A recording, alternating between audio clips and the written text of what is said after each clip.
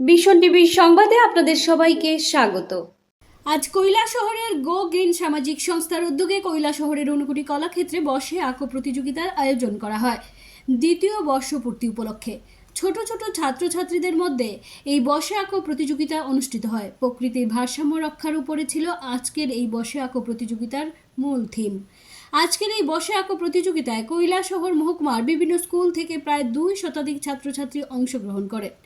এছাড়া কৈলাসহরের মকবুদির স্কুলের মোট 29 জন ছাত্রছাত্রী এই প্রতিযোগিতায় অংশগ্রহণ করেছে। মোট 3টি বিভাগে এই প্রতিযোগিতা অনুষ্ঠিত হয়। আগামী 19শে ডিসেম্বর বিজয়ীদের হাতে পুরস্কার দেওয়া হবে। আজকের এই অনুষ্ঠানে উপস্থিত ছিলেন গো গ্রিন সামাজিক সংস্থার সভাপতি মৃণাল কান্তি সিনহা। এছাড়া উপস্থিত ছিলেন সংস্থার সম্পাদক সুকান্ত দাস, মৌসুমী পাল, নিবেদিতা ধর, অপর্ণা দাস প্রমুখ। ব্যুরো রিপোর্ট, ভীষণ টিভি। সামাজিক সংস্থা যারা পরিবেশের উপর কাজ করছে দীর্ঘ 2 বছর ধরে, 2023 সালে আমাদের এই সংগঠনের জন্ম হয় এবং 2023 সাল থেকে আমরা কাজ চালিয়ে যাচ্ছি।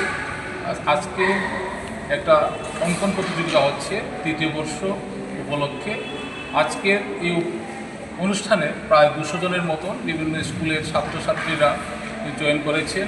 3টা গ্রুপে আমরা বিভক্ত করেছি, 3 to 5, 6 to 8 and 9 and 10। এবারের সবচেয়ে বড় আকর্ষণ হচ্ছে, যেটা আমরা কাজ করতে নিজেরা গর্বিত বোধ করেছি, ডিফান ড্যাম স্কুলের প্রায় 30 জন স্টুডেন্ট এখানে তারা জয়েন করেছেন। এই প্রথমবারের মতো হয়তো কৈলাসহরে যে কোনো একটা অঙ্কন প্রতিযোগিতা জেনারেলি তারা আমন্ত্রণ পায় না, যেটা আমরা এবার দিয়েছি।